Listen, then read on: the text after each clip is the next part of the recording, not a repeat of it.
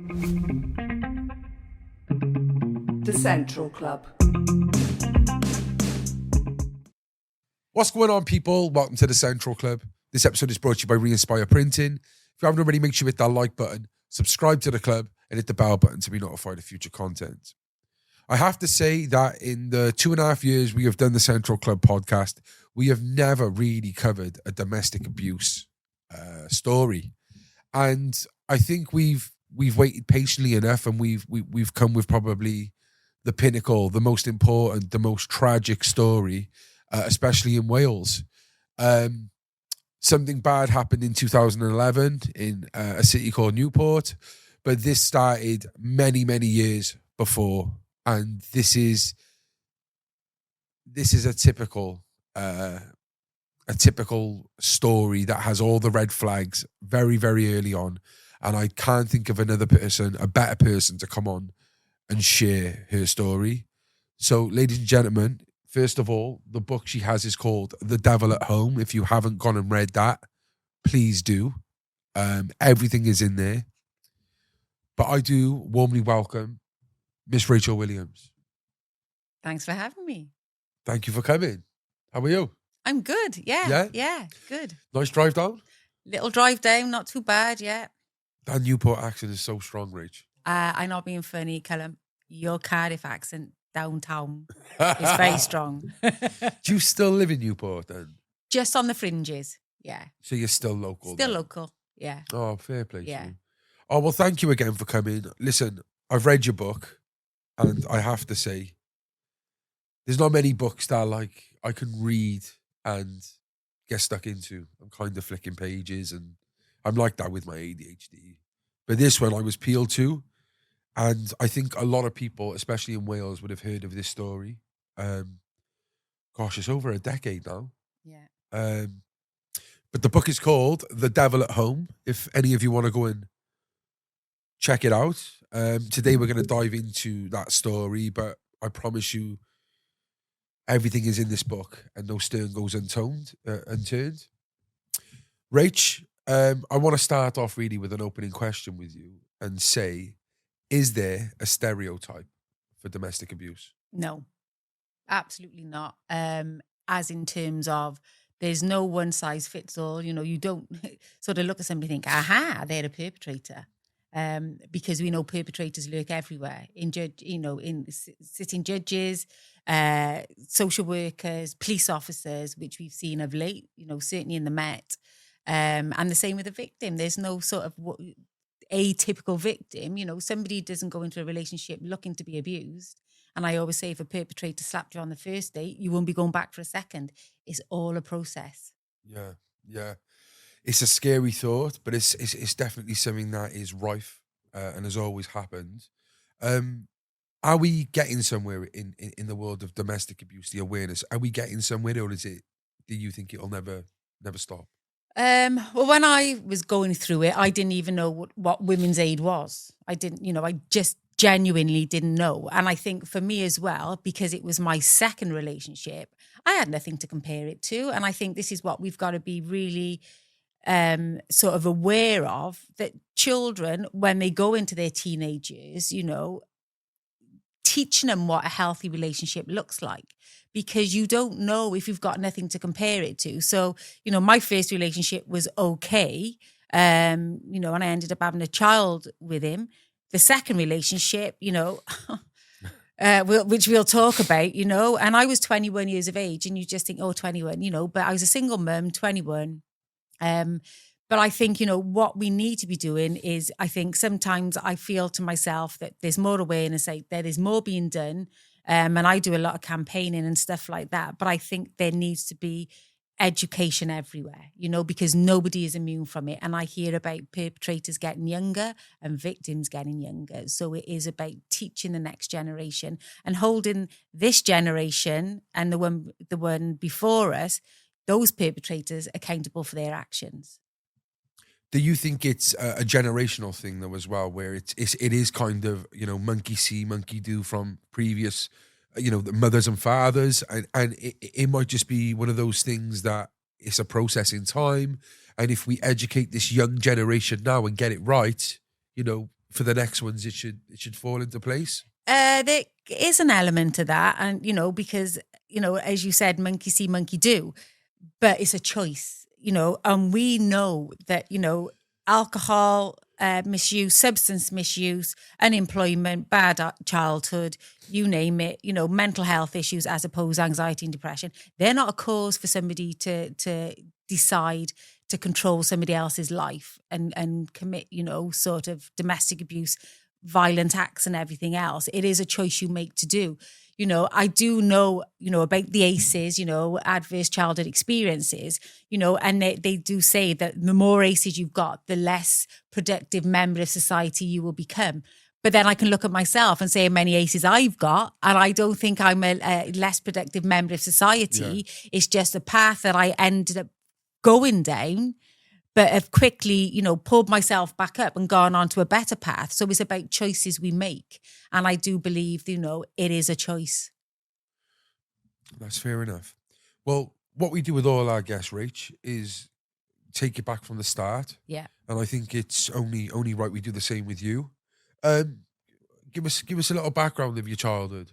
So, as I said in my book, I was always almost like a bit of a dreamer as a child, used to watch a lot of Dallas and Dynasty, used to truant a lot, always hanging around with the boys in school, I found them a barrel of laughs.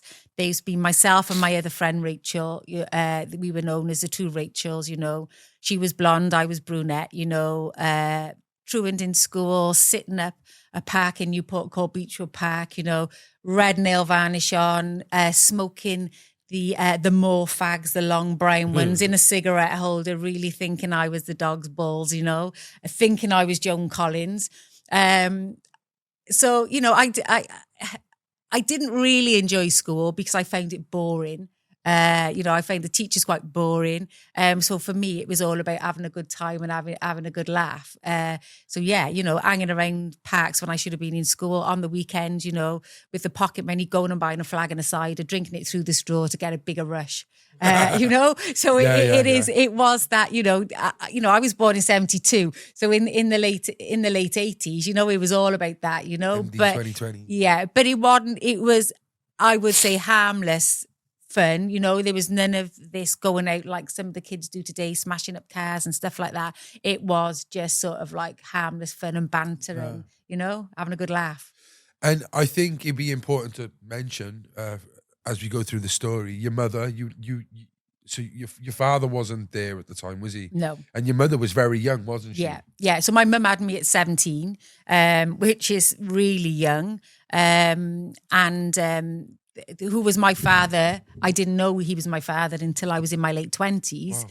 And my sister Natalie came along. I think I was like 5 at the time. And, we were sort of a family unit then. And her dad, Ray, had adopted me when I was little. So I knew no different. It was almost like a family unit. But clearly, both of them, Ray and my mother, were very young as parents, and him to adopt me, I think, was quite an admirable thing to do, and I took on his surname. But I was unaware of all that. Yeah, that's crazy. And how old was you then when you had your first partner you mentioned earlier? So I think I was probably about 15 when I met Ian, and that was hanging around in John Frost Square in Newport, on a Saturday and everything else, and he was part of the football boys, so to speak, that used to go and watch the crew. Yeah, go and watch the county and stuff. So I was probably about 15 when I met Ian. Yeah. And you two ended up having a kid as well. How old was you? So I was 18 when I was pregnant, and I just turned 19 when I had Josh. Yeah. So again, sort of a young mum. Looking back, do I have any regrets? Absolutely not. But when you think of it now, it's just so young to be having a child. You don't know anything about the world, but, it was what it was. I think it's fascinating you say that because, as time has gone on, I think we've been more desensitized to things like that. And kids are having babies young. Yeah. I think at the time when you was having it was a massive shock. Yeah. Especially for your mother going back another 10, 15 years. Yeah. It's like, oh my gosh. Yeah. You'd be sent to some sort of house to go and have the kid, put her out of sight, out of mind. You know, it's like bringing Shame. shame. Yeah. But now it's like, basically, it's almost become acceptable for kids to be having kids. Do you think it's acceptable then? I don't think any teenager, willingly goes out to get pregnant, but I think, that stigma thankfully is gone because there shouldn't be any shame. No. And at the end of the day, it takes two to have a baby, and it always seems to reflect that it's the woman's fault, the girl's fault, that she's got herself pregnant. She's the little slag. Yes. But it's all right for the boy to be going out and sleeping with whoever he wants to be sleeping with. But if the girl done that, she is the slag. Yeah, I understand that. It's because they're left with the kids at the end of the day. Yeah. So it's always the light's on them, isn't it? Like, yeah. My mum had me when I was 19. And I think the only positive out it is you get a trendy mum. Yes. You get a trendy mum and dad if that's the case. Yeah. They're quite young in their mind as well. I was blessed having my mum and dad who were quite young because they kind of knew how to dress me. And, you notice other relationships and their parents are much older and they're kind of out of touch. Yeah. And I was talking to your dad. So he said we're the same sort of age. So I think, it is something, like for having kids younger, because I think you've got more energy as being a younger mum or a younger dad, and you understand things a bit better than you would with that big age gap, So swings and roundabouts, I suppose. Definitely. I think there's pros and cons. Yeah. So Ian and you didn't really work out then? No. So after about 5 years, and then he had a serious accident in Gwent Steel. And I'd already sort of in my mind thought this is not really going anywhere. And he had a big accident in Gwent Steel. And if I'm totally honest, I did stay with him because I felt obligated to, because he had a steel coil fall on him and crush his pelvis. Wow. And they said he wouldn't have kids again, and it was touch and go whether he'd walk again and everything else. So I'd literally, Josh was, hang on, I'm trying to think now whether Josh wasn't even born. Ian had had the accident literally about a week or so before Josh was born. Wow. So when Ian came out of hospital, because I can remember going down because he was in the Royal Infirmary, Cardiff Royal Infirmary. So having to get a bus, as a new mum, you're just so emotional anyway, having to get a bus to go down to the hospital to visit your partner, the father of your child who was in intensive care. Wow. That was a big thing. And then when he came out of hospital then, I was physically carrying him up and down the stairs and looking after a newborn. And we lived in a shared house in Pill in Newport. And it was tough going. Yeah. I can imagine. And I did feel like, obligated a bit to stay with him. And we did end up getting married. He asked me to marry him. And it was like, I'm going to have to say yes sort of thing. So I did. And after 7 weeks, that was it. I still had wedding cake in the bread bin. Fucking hell. Yeah. So you made that decision to go, was it? Or? Yeah, I think, we both sort of decided. And to be honest with you, we were two different people. He'd like to go out on a Friday, come home on a Sunday raving, so it was never going to work as such, that wasn't my lifestyle. So it was like, can't do this. So you've basically just had a divorce then. You've split up from your newlywed. How did Darren come into the equation? So I was living in what was known as a family care property, so social housing. And I lived off a place in Newport, Corporation Road. I lived off there. And one of my neighbours, I got friendly with across the road, and she asked me over for a coffee. And that was Darren's sister. And that is where Darren comes into it. It was through his sister.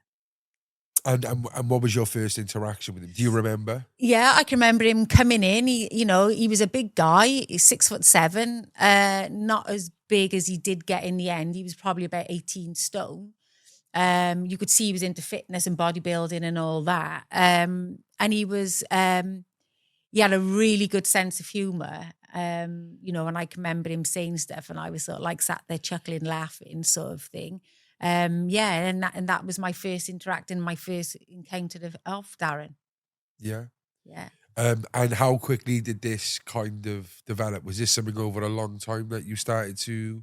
No, it was sort of quite quickly. And I think if I remember rightly, he came over. He might have said to his sister, Lisa, want to speak to Rachel or whatever. And he ended up coming over for a coffee, and we'd stayed up all night talking. You know, it's one of those where, you know, you just talk and all of a sudden it's like, oh my God, it's light, you know?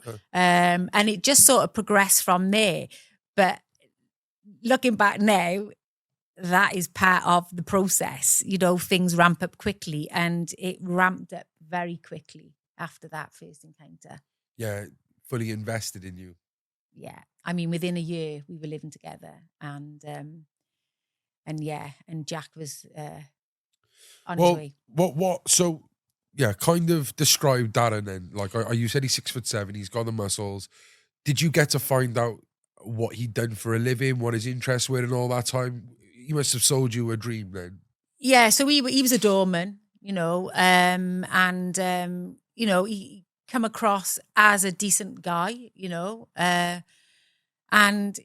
I can remember when we did stay up all night talking, he told me about his childhood and stuff like that, and his brother had took his own life about 4 years prior to that. Yeah. So there was an element that I did feel a bit sorry for him, and that empathy, because I think, you know, it'd be hard not to have any empathy and sympathy with somebody, you know, that's spewing out what had happened to him years ago, and with the loss of his brother. So I just knew he was a doorman, you know, he was a bouncer in Newport, you know, and basically that is all I sort of had to go on. And obviously that his sister lived opposite me across the road. And that was the sort of the first sort of impression of him, that he seemed a decent enough guy. And also, you know, he seemed like a funny guy. What were some of his hobbies and interests? So I found out because Darren kept dogs. He had dogs up his mum's, and they were working dogs. You know, I'm like a working dog, you know, just like a bit alien to me. But yeah, he used to, I found out he used to fox hunt and badger bait. To me, I had no clue what that was. You know, it's like, oh, well, that's your hobby, you know, not really understanding fully the extent of what it actually means to be fox hunting and badger baiting. So that was Darren's hobby, as well as reading. He was very interested in crime, criminality. You know, his bedtime reading was Donnie Brasco, Al Capone, The Craze. You know, even taking me one day to Chinkford Mount Cemetery to lay flowers on Ronnie and Reggie's grave. Really? Yeah. Okay. You also say in the book that his mother went through kind of a traumatic, well, he did, seeing his mother and father go through domestic violence. How did he react to that? Was he like hateful towards his father through that, or did you see any of those signs? Like he, you know, disagreed with that type of stuff? Yeah. So, you know, Darren was brought up in a violent household, which is, you know, not only did Darren share that with me, but is all documented in police reports and serious case review, you know, so that has all been out there. You know, he told me about being brought up in a violent household. He actually told me that he blamed his father for his brother's death.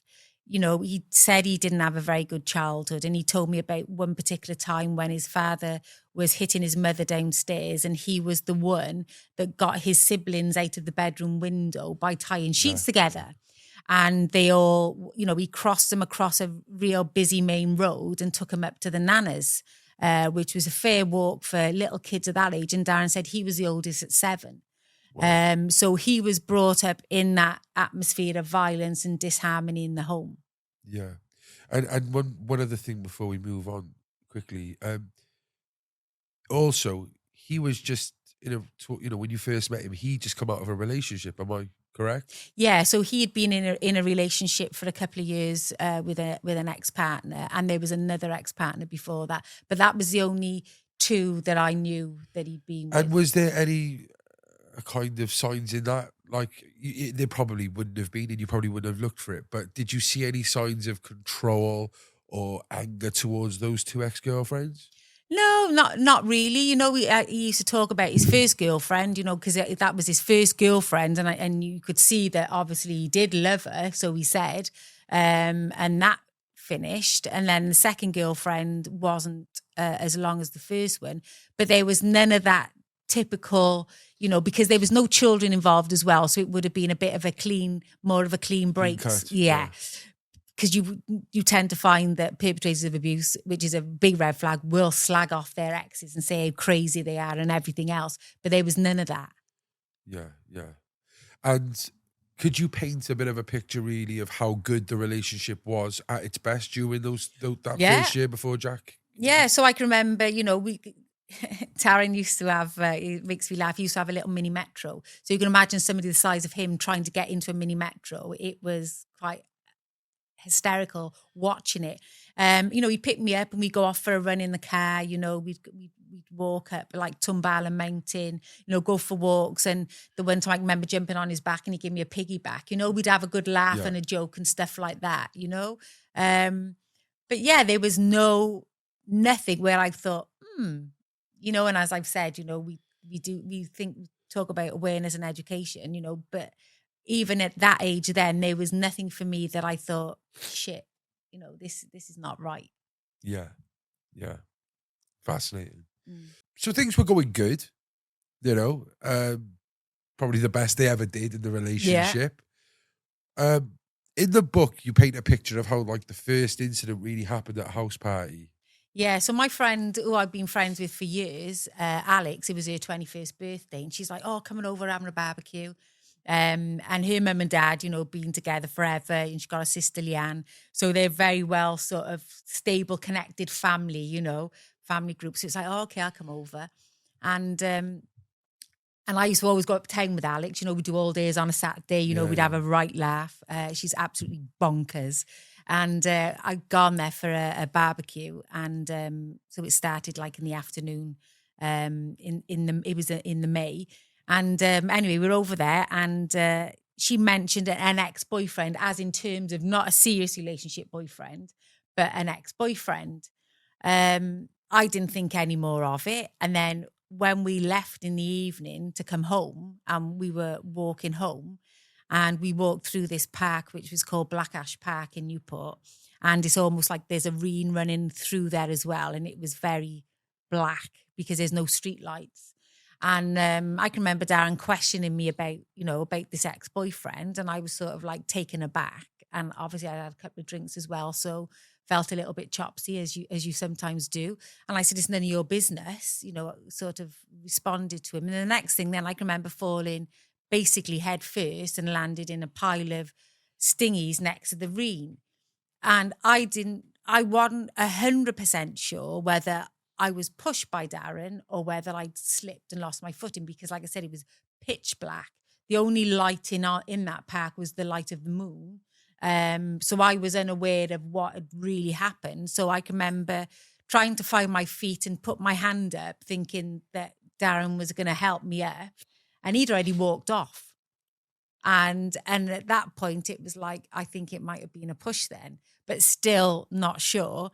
And he'd gone home and I'd gone to my house. And I can remember my face, it's like when you do one bumble stingy on you, it's freaking painful. But I actually landed in a bush of stingy. So my face, the bubbles and all that, yeah, was tingling all over. And I can remember getting some Zudacrem and just plastering my face with it, thinking it might help it. And then the next day then he was knocking at the door with a bouquet of flowers and actually apologising. So I knew at that point then, that he did actually push me. And he said, I'm really sorry. I don't know what come over me. I was just jealous. And, I just wish we'd been together from the start, that sort of thing. And, and because he was quite watery-eyed, being, the person I am, I did forgive him. Yeah. Wild. So from then, you've had your first taste of it. Was there any other kind of incidents before you fell pregnant with Jack? There was nothing that stands out to me, because I think there's so many incidents in my brain over the full 18 years, but the real big ones for me was those incidents. I mean, they could have been, like the snide comment or stuff like that. I remember one time I did cook him a meal and he never showed and thought that was all right, But all this is, looking at it now, is the game that was being played. Yeah, of course. So, 2 years to the day of your relationship, Jack comes into your life. How special was Jack? Jack was a bruiser. He was 9'4" born, come out squawking. And it was quite a miracle because he was born with a cord around his neck, which did have a full knot in there. And I can remember, the midwife cutting the cord and blood literally splattering all up the curtain because of the pressure of that knot in Wow. the umbilical cord. But Josh had a sibling now. There wasn't much of an age gap between them. Darren is his first child, and it was a son as well. Jack was a very, much welcome bundle of joy. What was the age gap between Josh and Jack? Sorry? 5 years. Okay. Yeah.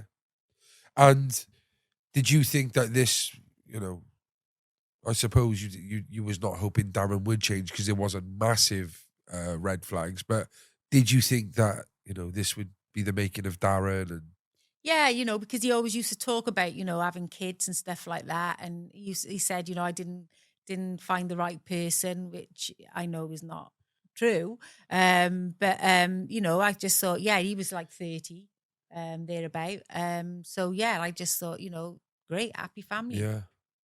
But actually, when you was in the hospital, there was an incident then as well as soon as you had Jack. Yeah, so basically my mother came up to visit and made a comment about how Jack looked like Josh, which Darren took absolute disgust to, and saying, my son don't look like him, he's ugly bastard monster, blah, blah, blah. And, taken aback. And then I knew at that point, I could see by Darren's face, he was more than pissed off with that comment being made. And then there was another, it might have been just after that visit. And I can remember Darren actually leaving the hospital. And I was up on like the 3rd, 4th floor of the hospital and went to the window to wave him off. And I've got Jack in my arms. And I'm waving to Darren through the window. And as he looked up, he just gave me the 2 fingers. Do you think that's childish or do you think that's what is that? I think it's probably an element of everything, thinking somebody 30 years of age, but obviously mentally he wasn't 30 years of age. And I just think, looking back now, it's all part of that abusive journey that you're on with that person, and then I was feeling sick then thinking, oh God, what's he going to be like when he comes up here tomorrow? Will he have a different attitude now? Or is he going to keep harping on about the comment my mother made? Because the fingers, it's my fault that my mother made that comment. Instead of a normal person would think, no, they don't look nothing alike, which they didn't, in my eyes, they didn't. But, most normal people would just be like, nah, they don't look alike. But a baby's a baby, Yeah. Was he, what do you think he was doing here? Targeting your previous baby father for his looks, or what was it? Yeah, he hated, anything beforehand. Certainly Josh's dad, he hated him. He said he was an asshole, this, that, and the other. And it's Did they know each other?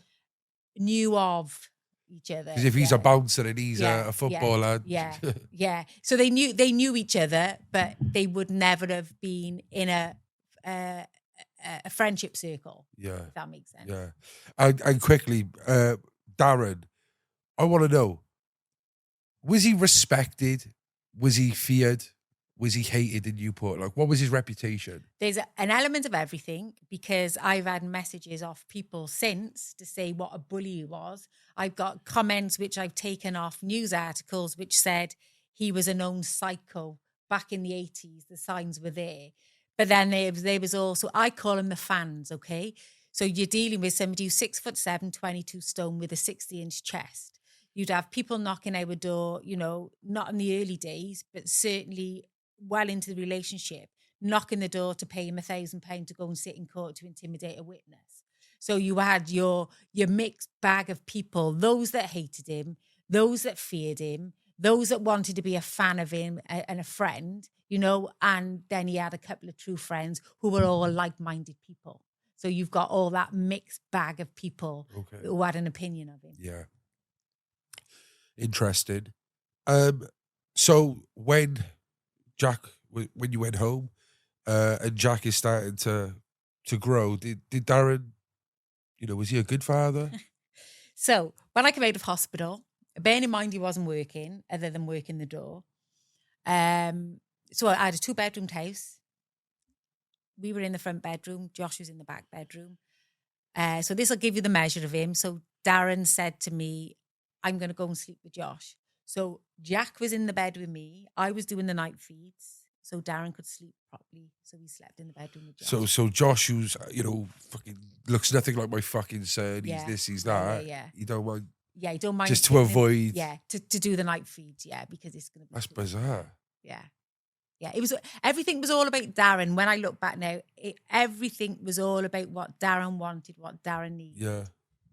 And you got a quote actually that you put in the book, which was, when he was home, he was more likely to pick up a book on the craze rather than his son. Yeah. Darren's bedtime reading, like I said, was Donnie Brasco, Al Capone. Darren couldn't have told you who, certainly not Josh is, but couldn't tell you who Jack's teachers were in school, how well he was doing in school. Darren was, and Jack used to say it himself, actually. So Jack never called him Dad, he called him Da for Darren. And he used to say, he's your third child. And Jack used to say, I'm the adult, he's the child. Really? Yeah. From what age was he saying that? Jack was really on the ball. So I would say from, first year of high school, 12, 13, Jack could see it exactly for what it was. How did he provide for you then, Darren? I know we had a few hustles. Yeah. So, so I've always worked, hairdresser by trade, and I was always doing jobs. One time I had 5 jobs on the go. But Darren did then, say, I need to do something, more of a permanent basis. So he ended up doing his HGV driving. Yeah. So he classed his pass 1. So that was what he ended up doing, as well as sometimes working the door for extra money. Yeah. You said in the book as well that he thought that, a 9 till 5 was a mug's game. Yeah. Yeah. He said work is a mug's game. If Darren could make a buck by doing something which was easy, whether that involved criminal activities or whatever it was, Darren would rather make money that way, because he said, it's a mug's game, So that was his attitude to work. Yeah, well, in the book you talk about, we used to do the slots and stuff and how you'd have to go down the shops with pound. Yeah, so there was That's a struggle. People struggle like that anyway, though, isn't it? Yeah. It's funny looking back. Yeah, Darren used to do the slot machines, and where there'd be a pen coin on a wire that he used to put down the machines to clock the credits up and then play it as he would, and then he'd always have the jackpot. And then, I'd have to go shopping, because Darren wouldn't go shopping with all these pen coins. I'd have to go shopping to do the food shop, and produce 60 quid, 70 quid in all pound coins, which is just quite embarrassing. But, Yeah. if that's how I got to pay for the food, that's how I got to pay for the food, because, what else could I do? And was you making the contraptions for him then? Yes. Because I was brought into it because Darren had big fat sausage hands and he couldn't quite get the thread. So I was the one who had to make, these devices for him to go off strimming the machines. Brilliant. Was it ever a good time, after you said those 7 weeks, was there ever any other times during those early days where it was good? Or was it kind of on and off, would you say? It was sporadical. When you're in an abusive relationship, as a victim of abuse, you always look for the good parts anyway. So you always tend to zoom in on the good parts. But remember when he did that? And that was nice of him to do that, wasn't it? So it is really confusing, because the person who is abusing you is also the person who is loving you and giving you comfort and support. So it is basically an head fuck for a victim of abuse, because you really don't know some days whether you're coming or going, because you're living with a Jekyll and Hyde. Jekyll and Hyde, yeah. Yeah. STDs, you come to the gaff one day saying... So this is so vivid in my memory. So Darren was always anti anybody that sleeps around, because he said his father was a shagger. He had siblings everywhere, and I'd never do that. It's disgusting, people who shag around. And then he would go on about the women going uptown, because he used to work in a place called the Georgian, which he used to call it the pig pen. basically. And he say, oh, they're all coming up there, you pay to get in, all the fucking rides are free. That was Darren's line, And he said he's disgusting all these women come up town to be shagged, blah, blah, blah. It was never the blokes' mind, it was always the women. And he was always anti that all the time. So in my mind, he's as faithful as they come. And I can remember him coming in the bedroom the one day, and I was in bed, and I can't remember if it was the morning or the night. And it might have been the morning actually. And he come in out the shower, and he stood there. He goes, oh, he said, I'm gonna have to go to the doctors. I goes, why? He goes, oh, I got all this stuff coming out the old boy. I goes, what do you mean? And anyway, he showed me, and it was like this shitty green shit coming out. So he took a go with it. He jumped on the ride. Yeah, he had a He free jumped on ride. the ride in the Georgia. Yeah, basically, yeah. And he said, oh, I'm going to go down the gum clinic with my mate. He said, because he's got to go down because he got warts off so-and-so. And I'm like, so I'm just like, still being the naive person thinking, not that even didn't even come into my head. I'm thinking to myself, he got such sensitive skin. This is from a shower gel, right? This is what I'm thinking to myself now. So anyway, he said, I'm going to go to the gum clinic with Dylan. And he said, I'm going to go to the Cardiff one because he lives in Cardiff. So still not thinking any more of it, but thinking, no, he's covering his freaking tracks because somebody is going to see him because they all know him. You see him from a mile off because he was so big. So obviously he went to the gum clinic. I have a phone call then off him. Yeah, I got these antibiotics, docs or something they were called. He said, and they said, oh, best phone the doctors and get a prescription as well. I was like, oh, right, okay. So anyway, innocently, as God is my witness, I phoned my doctor because I even got my doctor to put this in writing for me.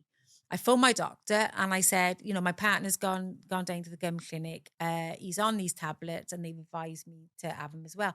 Didn't even ask what they were for, Cullum, right? So I had these tablets. I went to the doctors, got the prescription, took the dose of tablets. That was it. And then it was only when I come out of hospital years later that I thought, what was that all about? Because things started adding up. And I phoned my doctor and she actually read to me what was on the notes, which was partners gone to the gum clinic, being treated for so-and-so. I think it might be chlamydia or gonorrhea or something like that, one of the nasty ones. Patient advised to take the same tablets, normally contracted by, it's an STD.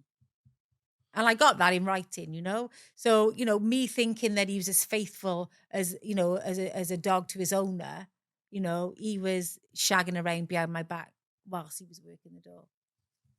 Are you confident of that now? Have you learned anything else since, years in hindsight? Have anyone ever come up to you and said... Oh, yeah. And it was funny because somebody whose hair I used to do, she said her niece told her that her best friend actually told her when she'd seen him on the TV... He asked me out. So youngers as well, like. Yeah. So, so I know that was what he was doing. He was up on the door. Not only was he working on the door, beating men up and everything else, he was actually shagging around. Did they do remember the Bouncers program in Newport? Yeah. Was that before or after Darren then? I think it might have been after. Yeah. He would have been on that then, probably. Yeah. That's mad. So not only was he doing the door and other hustles, there was a time where you got a burger van. Yeah, so Darren came up with this idea, we're going to get a burger van. And I'm like, right, okay, who's going to work it? Well, you're not, because it'd be fucking men coming to it. So I knew that one. Is that what he said? Yeah. So I asked my sister, I said, oh, do you fancy if we get this burger van? Do you fancy, working on it? So one of my friends whose hair I used to do, her husband was one of the main managers down Newport Docks. And I said to him, oh, any chance we can put the burger van down there? So they charged us rental, but we had a spot down Newport Docks. So my sister and a friend was working on there. So I'd make sure I go down every day and drop off like the bread, go to the bakery and pick the bread up. Darren would tow the burger van down there, set the generator up and everything else. And then he'd go to work on the heavy goods vehicles, know. So it was all set up and my sister would go down there, open it up and I'd come along with the breads, and the cakes and everything else. And then we'd cook, she'd cook everything on there, steak. We even done Christmas dinner on there the one year. Was it a good burger van then? Yeah, it was a flipping proper, burger van, and real lovely burger van, Was spotless. Darren definitely had OCD with cleanliness because he would drag it out every Sunday. I mean, I'd have to go as well, mind. It wasn't something he wanted to do. I'd have to do it as well drag everything out, and I mean clean it, basically. cleaner. Yeah, with not fash over tough brush in the corners. It was spotless. And did you do well on that burger van? I can't say we made massive amounts of money, but Yeah. it paid for itself and it gave an income. Yeah, it did for a while. Yeah. Yeah. What happened the one time in front of people? So there was one particular time when we had the burger van, and I'd gone to pick the bread up. Darren had clearly gone down, set it all up for my sister. And as far as I'm concerned, off he's gone to work. I didn't know that he was delivering in the area, so we decided to pop down there to have something to eat off there. So I'm late now. I'm gone to pick the bread up, and I'm late bringing the bread rolls down to the burger van, because when you went into Newport docks, if a train was coming through the track, they would stop you going in. So you had to wait for the train to go across. So I'm waiting there now in the car with the burger, with the bread rolls and the cakes and all. As I pull up, I can see Darren there thinking, oh, what's he doing here? Didn't think anything of it. I get out and go round the back to the door. And then he's like, where the fucking hell have you been? Bearing in mind, I'm 5 minutes late. 5 minutes late, which is no fault of my own. And I said, the bloody train was coming through I had to wait for the train to cross. And at that point then, he just flipped this tray of bread rolls up in the air and gripped me up by the throat up against the burger van. And there was one docker who'd seen it, and he said to my sister, he goes, he is a fucking animal. He said, I will never eat off here again. So the men soon scarpered. And my sister was like, oh, come on now, blah, blah. Anyway, with that, he let me go. And I kid you not, it was like something off the Hulk. He picked up the generator, a massive generator, and just lobbed it down the docks like it was a box of crisps. And at that point then I thought, you bastard.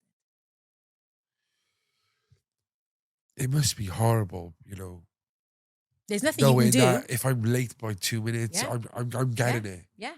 Yeah. Where the fucking hell have you been? Trying to get in the docks.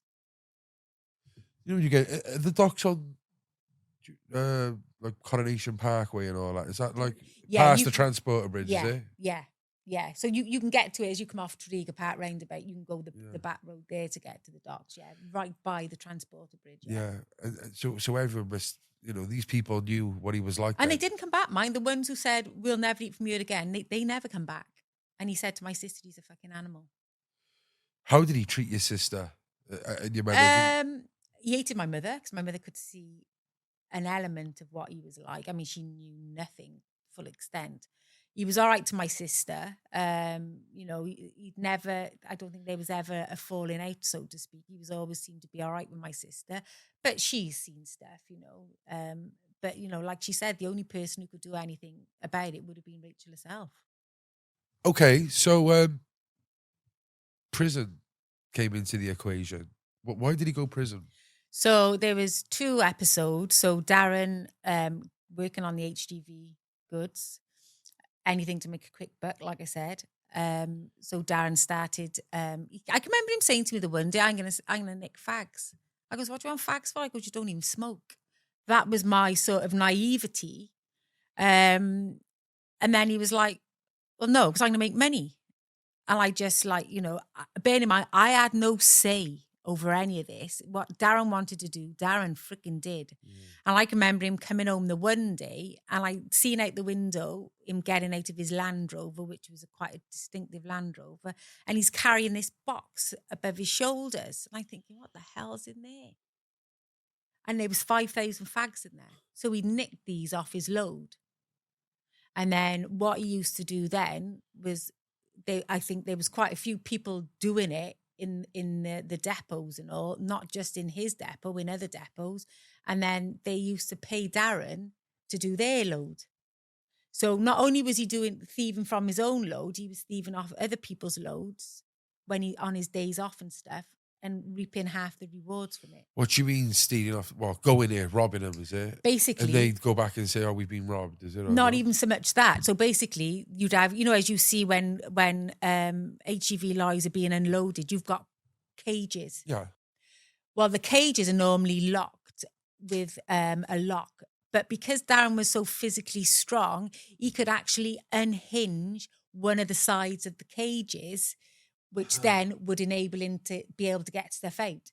So whoever was driving at the time would say to Darren, "Oh, can you come and do my load?" And he'd meet him wherever, and Darren would go and open the back, go in, get whatever they wanted out, and then they'd have half each.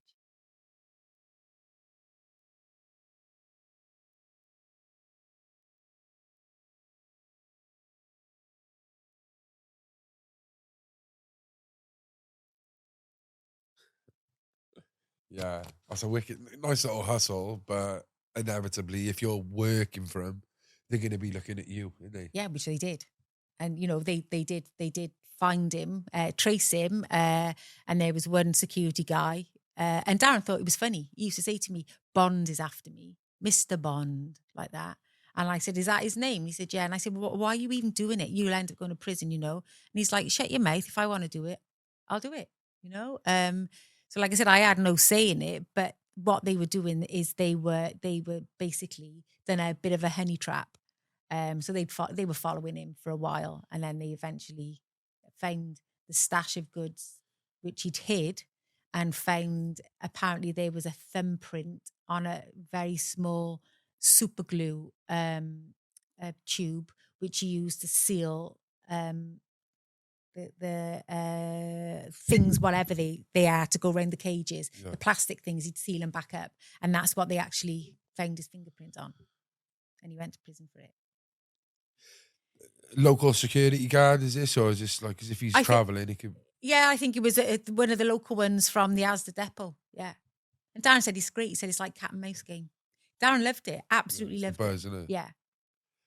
But he didn't really love jail that much, did he? No, he hated it. When he went to prison, he absolutely hated it. Because, like, just to state the record, like, he probably could run the jail. Yeah, no, he was a daddy. Yeah, well, there was no qualms in that respect where he would have been bullied or he couldn't have had what he wanted, because people were fearful of him. And I can remember going on a prison visit up in Bicester, Oxford. Yeah, and obviously going in to have the prison visit, and there was a guy on the next table who actually was unfortunate enough to share the cell with Darren. And he said to me, he goes, "Fucking hell, love, how'd you sleep with him?" I goes, "What do you mean?" He goes, "He snores like a fucking diesel generator." And he said, and Darren started laughing. He said, "I woke up," he said, "and this guy had put so much toilet paper in his ears, and it was just hanging out of his ears because of the snoring." I mean, the snoring was horrendous, But I mean, that guy couldn't have done anything or said anything. he just had to suck it up, Buttercup, because there was no way Darren could have stopped snoring, and there was no way that ended up killing him. Yeah. What was it like for you, Darren, going to prison? I loved it. Because the peace in the house was great on that respect. But I had to then tow the burger van. And weeks prior to him going to prison, because he knew that he was going to go to prison, so he was trying to teach me the ropes of how to tow this burger van from Pill down to the docks, and hitch it up. And I mean, you got no way of seeing where where to hitch it up like a caravan, where you're doing it blind basically. So the first couple of attempts I got it wrong, and I was called all the stupid slags under the sun because I couldn't do it first off. But then I did master it, and it was quite a feat to be towing. I think it was either 12 or 16 foot burger van on the back of my Land Rover, down to the docks, setting it all up with the diesel generator, and then towing it back every day. It was quite a feat. Then I had all his dogs to look after and walk with a list of instructions. If you go in the woods, make sure you take a knife for you just in case there's anybody in there, feed him at this time, blah, blah, blah. So as much as it was nice having the peace because he was in prison, but then I also had the rules and regulations that I had to adhere to. You was a prisoner still? Yeah. You was doing time with him? Yeah. Yeah. And there was one particular incident that it was my mother's 50th birthday, and she said to me, "Oh, do you want to come out for a lunch?" And I mean, it was a local pub. I wasn't going uptown up to a nightclub. And I said, "Oh, yeah, I'll come." I said, "Oh, I'm going to have to divert the calls," because Darren would phone every single day. So I diverted the calls from the house phone to the mobile, because I thought I don't want to miss his call, because that will be they'll be murdered if I miss his Yeah, call. yeah. So anyway, he phones me and I'm having a lunch with my mother and my sister and my stepdad. And I pick up the phone and I'm like, "Are you all right?" And he's like, "Where are you? Where you to?" I said, "Oh, I make," because he could hear noise. I said, "Oh, I make having a birthday lunch for my mother. It's her 50th. Whoa, while I'm in fucking prison doing time, you're out enjoying yourself." And then he slammed the phone down on me. Oh, fucking hell. Fucking hell. At this time, like, you know, when you read the book, it just sounds like you was constantly in fear. Was you at this time? Yeah, you're living on your nerves constantly. And my mother said it was quite interesting. She said every time you used to come up to the house, and I wasn't even aware I'd done this. She said you used to do that with your thumbs, just constantly going round and round and round and round and round like that. I don't do that now. But it must have been a nervous thing. You know, you're just constantly. And when people talk about victims of abuse and being weak people, that is absolute bullshit.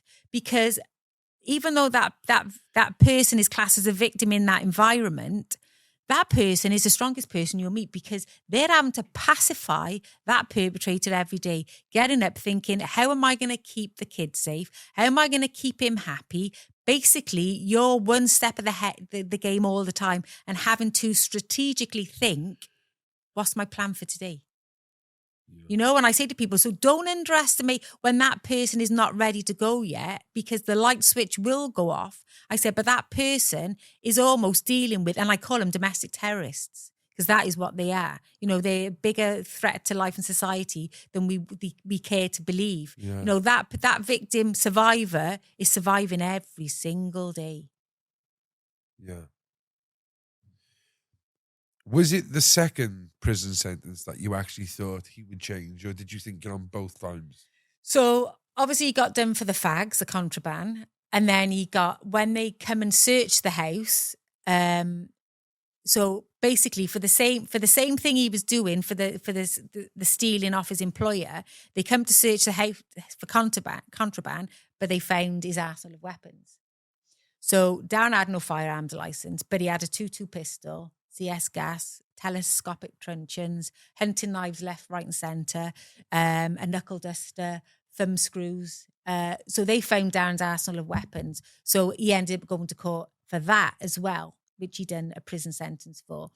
And I can remember him saying to me, "This is a mug's game, prison. You know, I'm not coming back here." So I'm thinking, great, he is going to change, you know. And he would have been, I think, in his 40s then, maybe 40. And I'm thinking now, you know, because you're always looking for that glimmer of hope that somebody's going to change, especially when they say they're going to keep, you know, I am going to change. And you just cling on to that they are going to change. But, you know, he didn't. Yeah, I'm trying to look for the letter. He wrote a letter to you in the prison. Oh, right. Was it with the list of instructions? I think he was just saying, like, I'm never coming, you know, I'm never going to come back again. And do you know what I mean? Yeah. He was like, it was convincing. Yeah. Oh, yeah, they are convincing. You know, like, even like this is a Valentine's card, Yeah. I'm assuming. To my Rachel, so glad I met you. God only knows where I'd be without you. That thought makes me sick to the core of my stomach. 14 years, my love. Love you with all my heart. You're Darren. Quickly, I just want to say, you know, every time we kick off and strangle you or, you know, hit you, whatever it was, the quick, you know, how fast it was he done that was as quick as he was sorry. Yeah.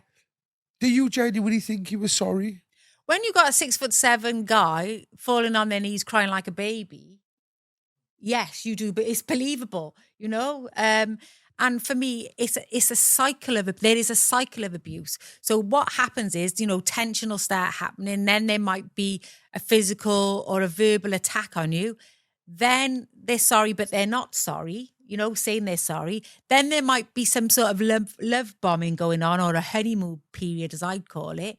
So basically they're sorry. And I had 1 week, 3 bouquets of flowers, you know, you'd have that, but then you go back to the top of the cycle again, where it's going to start again. But the thing is, that perpetrator of abuse then has more power because they know they can go through that full cycle because the victim's going to forgive them. So they've got even more power. They know they're going to get away with even more then. So, you're always hanging on to that glimmer of hope when they say they're going to be sorry. Yeah. And you have that honeymoon period and the victim feels like they're in control to a certain extent because that person is so, they think, genuinely sorry and remorseful that you feel like an element of control because now it's like, right, not you're in charge, but they're going to respect you now and blah, blah, blah. Yeah. It's mad, isn't it? Reading like that, I think, oh, he's a lovely man. Like he genuinely loves her. When he's just got a few problems. Yeah, but when our next door neighbour, he'd take the bin out for her.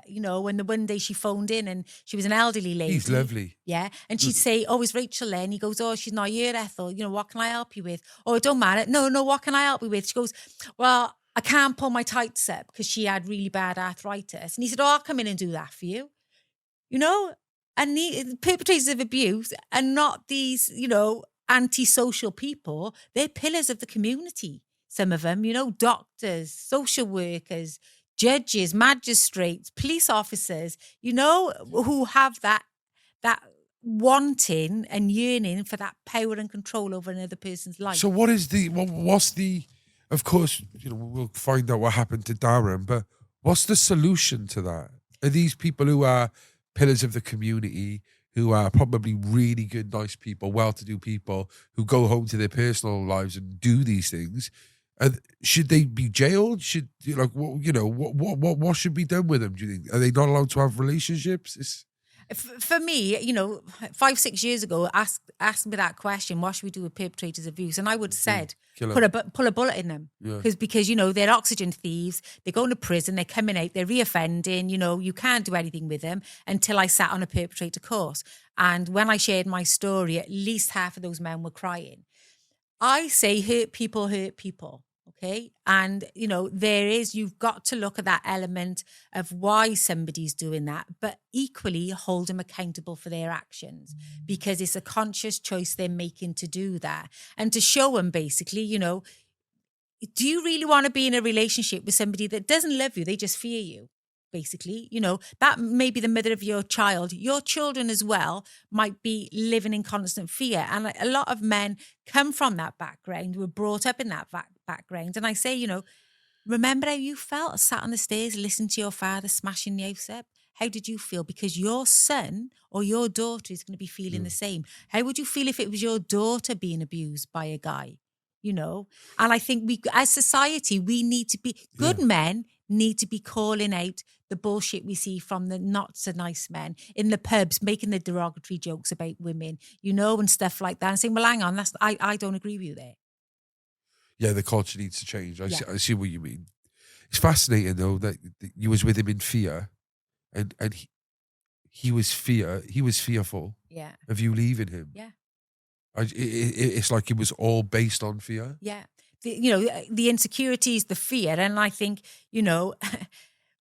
when I found out, I don't know whether we touched on this because we're talking about so much, that I found out that Darren had produced a son that was younger than Jack, even though he was dead against, having So, I don't know whether we've touched on this, but, finding out that Darren had a child who was younger than our own son, speaks massive volumes as him as a person. It's like do as I do, not do as I say, not as I do sort of attitude, And it's like, we've just got to be teaching kids about relationships and stuff like that, healthy relationships, and holding perpetrators of abuse to account. And if they don't conform, they need to know that they will go to prison. But I don't think prison is the only answer, but sometimes they've got... Can be. Yeah.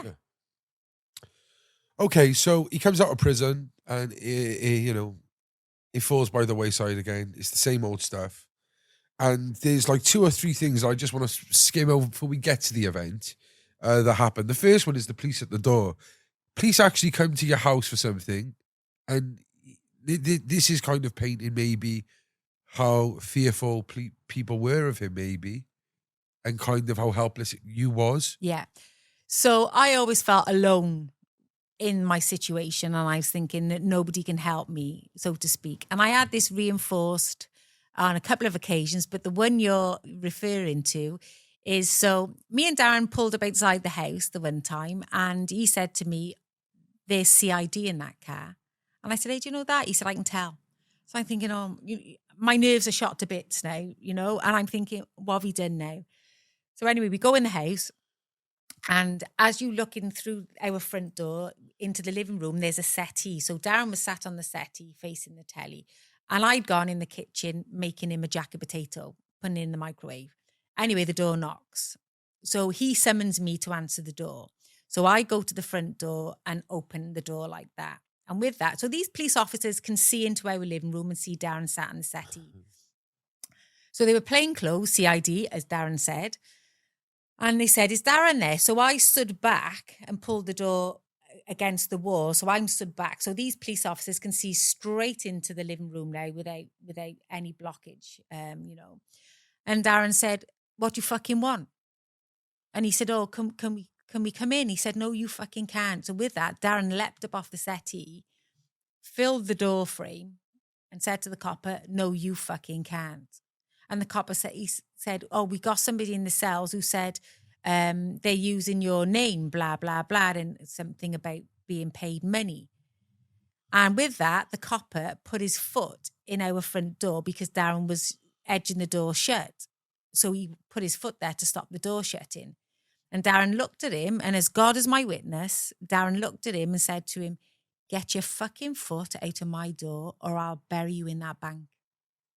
And with that, the copper slid his foot out. And then they said, well, will you come down when it's convenient for you? And at that point, I thought to yourself, fuck, you are on your own. You got the biggest gang of all, the police, with their pepper spray, their tasers. They come, numbered up. Shit scared. Yeah. Yeah. Jack, Josh, they're growing up, they're seeing this. It's obviously warping their minds, or, of what normality is. There was crack showing with Jack in school. Yeah. He was going on the knock and stuff and whatever else. You were called in by the head teacher. Yeah. So there was 2 incidents, which I bring up as red flags where nobody intervened. So there was one particular incident when Jack was truanting, and there was 2 education welfare officers come to the home. No one intervened for Jack now, you mean, is it? Or for Darren again? For us as a family, yeah. Okay. So there was a knock on the door. Anyway, it was 2 education welfare officers, two females. So anyway, I said, oh, coming in. And they're like, oh, Jack's truant in school. And I'm like, what? I said, well, I'm taking him to school. I know he's going into school. I'm watching him. And I'm picking him up from school. Yeah. And I said, I have no clue where he's going in the day. And with that particular day, Darren was home. And anyway, he came in from the kitchen. And this is exactly how we spoke to him. He goes, listen, love. He goes, it's not what you fucking know today. It's not what you know, it's who you know. You haven't got to be in school. It's all bullshit, this education stuff. Me saying then, as good cop, bad cop, I said, no, he needs to be in school. He needs to be getting an education. And he turned around to me in front of these 2 education welfare officers and told me, shut your fucking mouth. In front of them? That's mad. Nothing was said. There was no phone call after, no safeguarding issues, no nothing. Then there was another incident where Jack had gone up steps in the school, and you might remember the old JD bags with the rope around it. So Jack was using this as a school bag. Anyway, he'd gone up these steps, and one of the teachers had pulled him down by this bag, and it left a welt mark on his neck. And anyway, Darren is absolutely kicking off. And I don't know why, because he'd never had any interest in the school and what they did. Certainly not Josh and Jack, and definitely not Josh. But it was like, I'm going to go down to school. So I'm thinking, shit, I need to go down there and sort of try and calm the situation down. So we both went down there, and we're in the headmaster's office. Anyway, the headmaster was, and I will say it as it is, and this is not in defence of Dan, because I will say what's black and what is white. That headmaster was sat in his chair smirking at Darren. And I'm thinking, please do not smirk. I can see what you're doing here. And he was almost like winding him up as well. And I'm thinking, please do not do this because this is not going to end very well. And the deputy head... Either for the teacher or for you. Yeah, right. So you had the deputy head mistress come in as well. And this head teacher was sat back in his chair smirking and smirking, you know. And at that point then, Darren leant across the table and poked him on the end of the nose, right? So I'm trying again now to calm it down. Again, I was told in front of the deputy headmistress and the head to shut my fucking mouth. Anyway, off we go. Then the next thing, then we got the police at the door saying that Darren had assaulted the teacher. But, and I'll say it as it is again. The teacher was pushing it. Yeah, it was black and white. The head teacher said that Darren had punched him in the mouth. Now, if Darren had punched him in the mouth, he'd have had no head left. Okay? Darren did poke him really hard on the end of his nose, but now it's been elaborated. And that for me then said to me what sort of person that head teacher was, because, you know, yes, Darren did assault him, but not with a punch. It was with a poke, you know, and that to me then, that put my thoughts about that head teacher really on the floor. Because I'm thinking, what a barefaced bloody liar you what are. else you lying about? Yeah. So anyway, that ended up going to court. And it did get chucked out of court because when the solicitor actually asked the head teacher, because he put in his statement that he recoiled in the chair by the force of Darren punching him. And he put in his statement that he had no injuries and he went and had a hot cup of tea after it. So the solicitor said, can you tell us what recoiled means? And the head teacher said, I'm not an expert in the English speaking language, which blew the whole thing out and it got chucked out of court. And rightly so at that time, you know. I will say what Darren was. He was a cruel bastard, but that was a barefaced lie from the school. You know, things seem to really be snowballing at this point. You're starting to get at your wit's end. You don't know what to do. What was the last straw for you in the sense of like, you know, I don't want to be with Darren and well? Was it the holiday? It was the holiday when we went on holiday with our friends, and he started on me. We were staying in their apartment. We'd gone to Tenerife, and he started on me for nothing. And they'd witnessed quite a bit before, our friends Brian and Anne, and Anne hated him, and hated him to an extent of how he was to me, and. Anyway, he started and I said to Anne, I'm going to go down on the beach, you know. So anyway, off I went on the beach, and I remember sitting on the beach and thinking to myself, you've got to retire with this guy. You know, how much more are you going to go through? And I can remember sitting on the sunbed, almost close to tears. And then out of the corner of my eye, I can see Psycho Bill stomping across the sand, now coming towards me in his budgie smugglers. Not a good look. And I'm thinking, he's going to apologise now, so the rest of the holiday will be all right. And at that point then, because this is a cycle of abuse, you know, your apology, your honeymoon period. And as I grabbed my bag, he snatched my bag out of my hands and said, give me some fucking money. So I'm trying to get some money out of my purse. And at that point, he picked up a load of sand and just chucked it in my face. And at that point then, I thought, this is not how he's supposed to go. He's supposed to be really sorry now. It's going further and further. This is not how it was supposed to be. And at that point then I thought to myself, you're gonna have to reevaluate this. Basically, you're gonna have to this is changed. This is unknown territory to me, because he should have been remorseful. And then when we come home then, I was thinking about this in the back of my mind. And then the significant moment was on the 9th of July. And the day before, on the 8th, we'd had a row and he'd gone up his sister's. And on the 9th of July, it was a Saturday, and I was getting up because I was a hairdresser going to do hair for a wedding. And he had slept downstairs, and Jack had let him in. He'd come home early hours of the morning and he'd slept downstairs. And I'd gone downstairs to make myself a cup of coffee and walking through the living room. And he was like, filled the settee snoring. And I thought, oh. So anyway, I'm being really quiet now, making a coffee. And as I'm looking out the back window, and I got tears streaming down my eyes, and I'm thinking, how much more of this can you go through? And at that point then, he's breathing down my neck, saying, oh, well, what are you going to do about it? What are you going to do about it this time then? And I looked at him and I said, I'm going to leave you. I said, I've had a fucking guts full of you. And as I walked from the kitchen into the living room, that is when he gripped me by the throat and started strangling me really ferociously.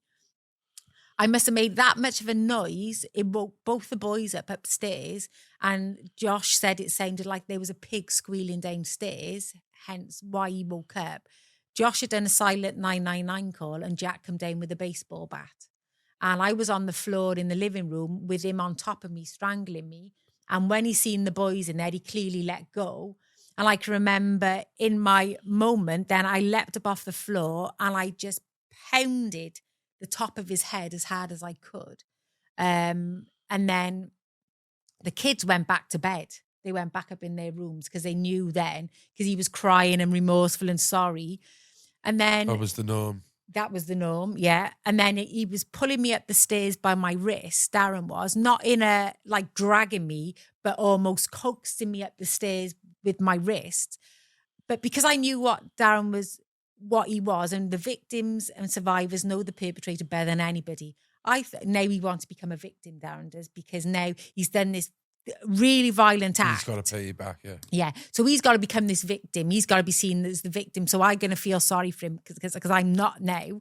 And then he pulls me in the bedroom and I thought he's going to slit his wrists. So he opens the bed. He's trying to hold me at the same time, but I managed to break free. And he opened the bedroom, his cabinet top drawer with all his weapons. Do you think he was trying to get you to do it? No. He wanted me to witness this because, like I said, he wanted to become a victim. And he grabbed the knife and I looked at him. And at that point then, Jack had come by the bedroom door. He said, what's he doing? And I looked at him. I said, go on, slit your wrist in front of your 16-year-old son, thinking he's going to just put it back in the drawer because his son's there watching. I walked down the stairs, not thinking any more of it, feeling like my neck was snapped and my head was coming off. And I got down to the bottom stairs and Jack shouted, oh, no, Mummy's done it. And at that point then, I thought to myself, fucking hell, if he can do that in front of his own 16-year-old son. Jack must have been fucked. Yeah. What else is he capable of doing? And this is all the same, like when they've come down with the bat, they've tried to stop him, they've gone back to bed, then this has happened again. When Jack said, Mummy's done it, was it in a frantic panic or was it Mummy's done it? No, it was, oh no, Mummy's done it. Yeah. To do that, anyway, but to do it in front of your 16-year-old son, to become, and that's what the game is, to become the victim in that scenario, even though he just nearly snapped my neck. And bearing in mind, non-fatal strangulation it's the second biggest killer in homicides after stabbing. And you only need the pressure of a handshake to kill somebody. And the first patient, when they've done the trials on non-fatal strangulation, the time window is so small. So you've got 6.8 seconds for loss of consciousness, 14 seconds for anoxic seizure, 15 seconds for bladder incontinence, 30 seconds for bowel incontinence. The first patient died at 62 seconds and all patient deaths were between 62 seconds and 152 seconds. So non-fatal strangulation is a pretty serious thing. Wow. And it's the second biggest cause of strokes in women under 40. So, just reel that off. Yeah. Just to give you a bit of context to it. But, and I've not spoken to one victim or survivor who's not been strangled, throttled, whatever terminology you want to use. Yeah. Wow. That's wild. So what happened then? How did that go from there to you not going back to the house, living with your mother, the situation with Gareth, who is the solicitor, who has been Darren's solicitor however long, so you've kind of known this man. Could you take it from there to there? Yeah. So basically, when that happened, I thought to myself, that was a turning point for me. That was when that light switch went off and I thought, I got to get out of this, whatever, I've got to get out of it. So victims don't generally want to give a statement. They just want the perpetrator to leave them alone, get on with your own life. But that was never going to happen. I mean, Darren used to write in cards, we're going to be together in this life and the next, Even my neighbour the one day was so concerned that he hadn't seen me. He asked his wife, had she seen me that day? And she said, no. Why? He said, because I heard the wheelie bin being dragged up the steps at 2:00 in the morning.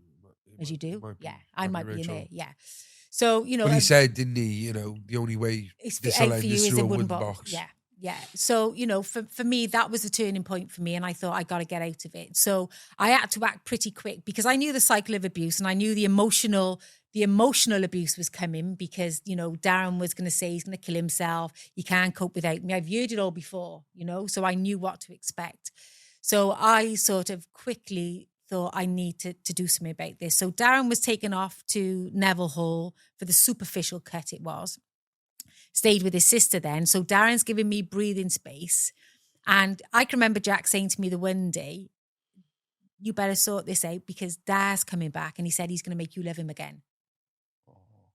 So I knew that he was coming back to the house. So that was the point I decided to leave. So I packed a few things up. Jack helped me pack the car. It was about 4:30 in the morning, 5 o'clock in the morning. At that time, Jack was, you know, he's all for this. He wants yeah, you oh out yeah. there. Jack have said to me before, if you don't divorce him, you're an idiot. When he punched me in the boob on a bus in Spain, you know. So Jack knew, but the problem with Jack was Jack always went for the underdog, which Darren then became in his eyes. So I was like, right, got to go along with this. So anyway, I went to my friends first of all.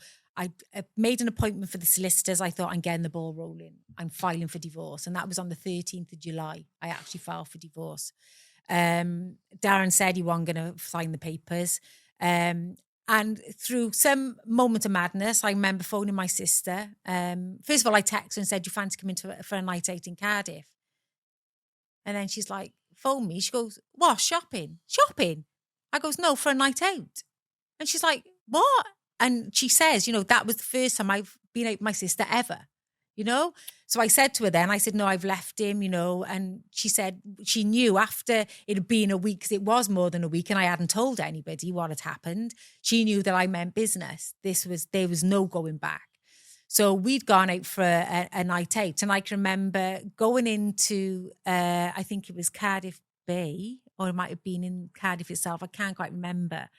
But shitting myself being out thinking, because I would not have gone to Newport because too many people knew me in Newport and they'd have been straight on the blower. Rachel's in town, you know, and that is a big no. You know, I'm breaking a rule here now with one of Darren's. Yeah, you don't go out. Even one of his lick ass mates would have phoned up, innit? Yeah. So that's why I went to Cardiff. So I went to Cardiff and I remember being in Cardiff and it is quite funny actually. So we went in one pub, bearing in mind, I haven't been out for donkey's years now, right? You're talking best part of 18 years, right?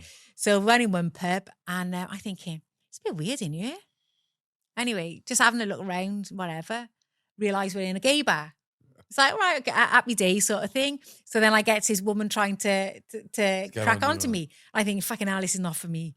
So anyway, I said to my sister, I goes, I think I've pulled. I said, the wrong sort of pulling. I said, I think we need to exit. We're in the wrong place here. Yeah.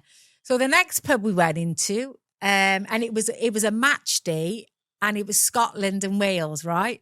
So anyway, we go into this pub and it was quite quiet. So obviously people still at the match until they all come out in kilts and everything. So we're in this pub now, me and my sister, and I'm still bricking it, enjoying it, but still bricking it, thinking, fuck, knowing that even though I was an adult, you know, 39 years of age, thinking, I'm not allowed out. What are you doing out sort of thing? And I can remember being in this pub and these three rugby boys coming in with kilts on, and the one come over, he goes, oh, can I get you a drink? I said, oh, it's all right, love. I said, I got a drink. He's going, oh, you're fucking gorgeous, you are. And I'm like, oh, thanks, love, you know, and he's really trying to hit on me. I goes, mate, I'm not being funny, love. I said, my son's probably older than you. Nah, he's going, nah, in his Scottish accent. I said, my son's 20. And he's like, oh, like that. And he said, don't matter. I goes, listen, if you're looking for a cougar, you're looking at the wrong place sort of thing. And I remember feeling so disheartened, thinking, this would have been a nice night, you know, get it on by a woman. And now I got like a kid trying to chat me up, you know, it's like, fucking hell, is this what it's all about? Is this what I've really missed, you know? And I remember phoning Gareth, who I've known for donkey's years, who ended up being Darren's solicitor. But I knew Gareth way before Darren knew him, you know, because my mother have worked in the solicitors and he was working in my mother's solicitors. So I remember texting him, first of all, saying, right, I'm out in Cardiff. Where's decent to go? our age sort of group, where it's not about people hitting on you, just for a quiet drink and a chat. And he's like, and he come back, what the fuck are you doing out? Because people knew. So anyway, I ended up ringing him and he said, where you by? And I can't remember where we were by. It's something in the Cross, the one pub was, the gay bar. Yeah, and I'm like, Golden Cross. Yeah. Fucking And well, there you go. And I was like, blah, blah, blah. And he goes, oh, why don't you and Natalie, because he knows my sister, come to my house? I'm like, where are you to? So anyway, he told me his address. So anyway, we end up going there, sinks loads of bottles of wine, ends up smoking. I hadn't smoked for donkey's years, give it up when I was having Jack, and I wasn't allowed to smoke again, even if I wanted to. Yeah. Puffing on this fag, having the tingles and everything, loving life, listening to Motown and everything else.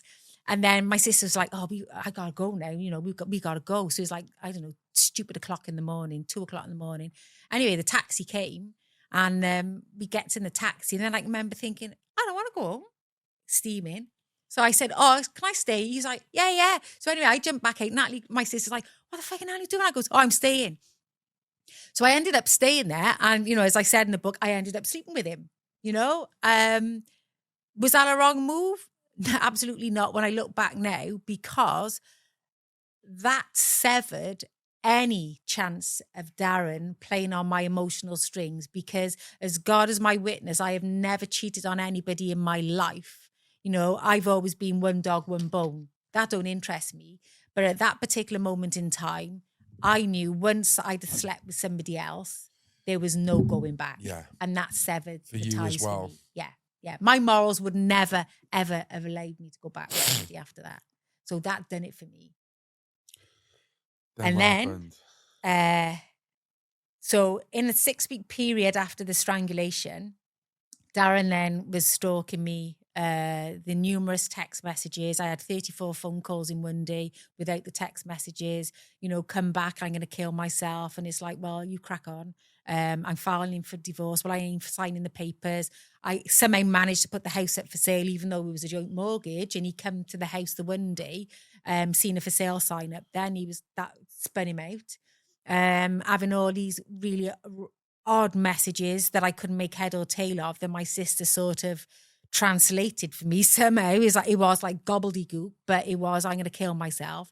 And then apparently he'd taken some tablets and they'd found him in time, probably give his address, where he was and everything else, because if you want to kill yourself, you're going to kill yourself, it's not say I'm going to kill myself, my address is. Yeah. Because, and that's what perpetrators of abuse do, is to get that control back, so anyway, he done that. And I was still going ahead with the divorce and everything else.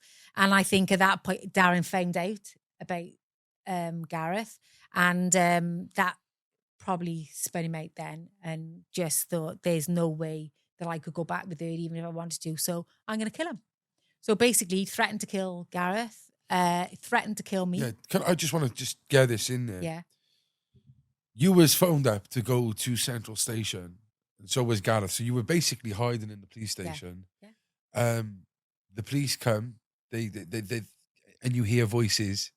She's in a cell. I'm not in a cell. You're in a room, but it's locked. There's police there. Yeah. And you hear Darren's voice. Oh, yeah. So you was even scared then. Yeah. I mean, I was bricking it. So I'm actually in the central now, in the main police office. Newport, yeah? Yeah, Newport Central. It was a massive, lengthy, historical statement of abuse. And I mean, the violent crimes team was already dealing with me because they knew what Darren was like anyway. And bearing in mind, I will put this in there, he was a serial perpetrator. That's on record as well.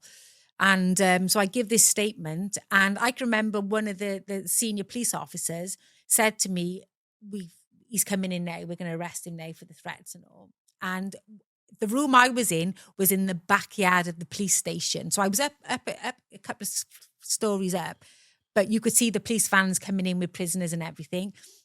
So I'm giving this statement. The windows are open because it's summertime and it was boiling. And all of a sudden I can hear, fucking is fat. And it's Darren. I'm thinking, oh my God, he's here. Anyway, I must have gone a couple of shades of white. And this copper said to me, do you know what? He's trying to go and see what all this fucking fuss is about. Anyway, he goes down, the cop will come back up and he said, I have never in my life seen somebody the size of him. And he was pale, this copper was. He was pale. So, you know, they knew that they were dealing with somebody who wasn't a normal sized man, with, you know, making these threats to kill, very anti-police, as in all the records, you know, and the police. And I've seen the police fearful of him. Yeah. You know, and even though I'm in the police station, I'm still shitting myself thinking he can get me. This is safe, yeah. Yeah. Yeah. And then of course, you know, he gets bailed from that, which is, I just think this is obviously things that you're fighting for now. Yeah. As we're going along. But getting bailed and even breaching the bail because he was at the gym a mile away from you. He broke into the house and bleached all my clothes. You know, none of these breaches were taken serious enough. The lay magistrates lifted all the bail restrictions a day before the events that happened. My mother had wrote into the police and they received the letter on the day of the final events to say, if you release him from prison or from remand, whatever, you will have the next Rowell moat on your hands. And she actually wrote in and said that. You know, that the threat was real. This threat was real by Darren. Do you want to take it away? So, the lay magistrates released the bail restrictions on the 18th of August. They charged him with common assault for the non-fatal strangulation, which is why I pushed to get that on the statute book with my petitions and campaigning. So he was bailed. On the 18th of August, I had a phone call from the police to say, we need to come and turn your bedroom into a panic room. And I'm thinking, what? Anyway, here comes the local Bobby van scheme, bringing big, massive pieces of plywood into the house. So anyway, what they actually done to my bedroom door was double skinned it. So basically, I had a plywood on the inside, plywood on the outside, 2 metal bolsters on the side of the door and a metal bar. So I was instructed, just in case he came to the home, to lock myself in this panic room when I go to bed. So I had this put in place on the 18th of August. That was the only things the police said to me. The 19th of August, I woke up and I went to work. I wasn't supposed to be working that day in the hairdressers, but I was covering a colleague's day off. So I went to work. Sorry, before we go into that quickly, what was like some of the last things you said to Jack and stuff on? Because obviously this is, you know, what was? Do you remember any of that? You know, they were just things that you don't even register. They were home, and I was like, you know, he'll be all right. You know, sort of that sort of conversation. Did you feel any that morning? I did have a knot in my stomach, and I can honestly say that I've never experienced it before. When people say they can't swallow, it feels like there's something in your throat. Yeah. I've experienced that, and it was there was that real fear there. So I had a knot in my stomach and a lump in my throat that I couldn't swallow. But anyway, nonetheless, I went to work and I thought, you know, perhaps he'll sort himself out, get help and whatever else, and he'll leave me alone. You know, we don't want to go to prison. But there was always still that threat there, because Darren always used to say, we're going to be together in this life or the next, you know, there's only one way for you and that's in a wooden box and all this shit. And then I remember going to work and my boss saying to me, you know, how do you, is everything all right? I said, and I was like, yeah, you know, I said, I think I might have got my life back, you know, I don't know. Phoned my sister at a certain time. It was like about 2:00 in the afternoon. It was a beautiful Friday, sunny day, busy day in the salon. And I said, do me a favour, Nat. I said, just drive up by Goldtops where the mental health teams are and see if his Land Rover's there. Because I had it in my head, I don't know where I got it from, that he was going to see a psychiatrist. And I thought, great, because if he's in the system and seeing somebody, there's hope. You know, we got to cling on to something. And if we haven't got any hope, we got nothing. So I'm thinking, just go and see if his Land Rover's there. And she said, no, it's not there. So anyway, that was that. I just finished doing a lady's hair, and I was giving her a change back at the desk, and this lady had come in, and it was Josh's friend's Nana, and she said, "Oh, how are you, Rach?" And I said, "Oh, I'm all right." I said, "I just, tried to get rid of Rel Moat because she knew the family," and all of a sudden, it sort of went dark in the shop, almost as if something was parked outside, blocking the view. The sun, yeah, the sun, and as I looked, I could see Darren filling the door frame, pushing the shop door open, holding a bag, and I can see his hand going into the bag. And as I'm looking, I can see this thing being pulled out. And as I'm looking even more, I can see it's a sawn off shotgun. So I don't ask me why, because we know we got the responses of a fight, flight, fear, flop friend. I ran towards him.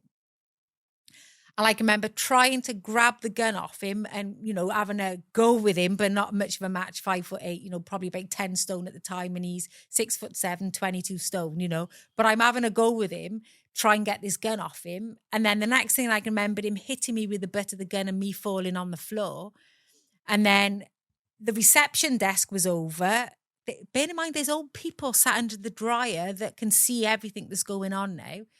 There was an old lady called Connie who was in her 90s. And I got to laugh at this because she's shouting at Darren. This is typical war baby, Go on, get out of here. She's shouting at Darren, this 90-odd-year-old woman. And I can remember seeing the phone on the floor and the receiver off and trying to tap the receiver, thinking it's probably zoned out the line, when you leave the receiver off. So trying in my head and thinking, doing that and trying to do 999. Darren is stood over me, basically pointed the gun. He was probably about 4 foot away from me. I had the presence of mind to pull my knees up under my chin, almost in a fetal position. And I said to him, for fuck's sake, think of Jack. Thinking something's going to trigger and he's going to think, what am I fucking doing? Thinking, what am I doing sort of thing. And at that point, he told me he loved me, pulled the first shot, which my left leg took. Then the second shot skimmed past my head and I can remember feeling a blast. Then I looked to the left of me and this gun had been put down and it was a silver gun about that long with ornate engraving on there. And I grabbed the gun. That was the gun he used, was it? Yeah. And I grabbed the gun and I had some sort of supernatural strength that day. And that is the only way I can describe it, as supernatural strength, because I know in that commotion of the fight, there was a hefty battle to try and get the gun off me, because I had a watch on and the face of the watch, when I looked at it after, when I was in hospital, was frosted in every direction. So I know there was this motion going on the floor. So he didn't get the gun off me. Then I can remember feeling him kicking me under the chin. Then he absolutely pummeled the shit out of me. He stamped on my head. My left ear had to be slit 7 times, like a huge cauliflower ear. He just stamped and beat me. And then the next thing, he was gone. I can remember the vet across the road came over and saying, do you know what happened? And I remember saying to him, fucking right, I do. My ex-husband's tried to kill me. And then I was feeling really tired and they put a towel under my head. But when he did shoot me, I can remember looking at my leg because I didn't feel any pain at all, because people always ask that, was there pain? No, there was a force. And I can remember seeing all my jeans had been, it was all frayed and I could really smell the gunpowder. And there was this orange liquid that seeped from my leg. There was hardly any blood. And then the next thing then I was taken off to hospital. And they were saying, I can remember having a conversation with the surgeon saying, no, do you really want a leg that don't work? There's so much damage. All your shin's gone. Everything was blasted away. The only thing they salvaged was my kneecap. And I can remember doing this with my foot on the bed and the surgeon was going, and I heard amputation. And I was like, and I'm doing this with my foot. And my words to him was, and I'm not going to lie, I said to him, you ain't fucking turning me into Heather Mills yet. And that was Paul McCartney's previous wife who had her leg off in an accident. And he said, we thought you'd say that. And then they took me to Swansea. And they saved my leg. They sent to America for parts. I got 20 grand's worth of titanium in there. So I was in hospital for 6 weeks recovering from all this. There was so much stuff going on that I wasn't aware of. Jack was taking Darren's family into the home. They were removing property from my house.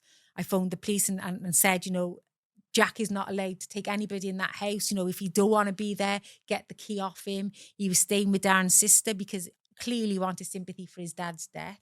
Sorry, I forgot to share that. So after the shooting, Darren had gone off and hung himself. Yeah, sorry. Which was a blessing. I forgot about that.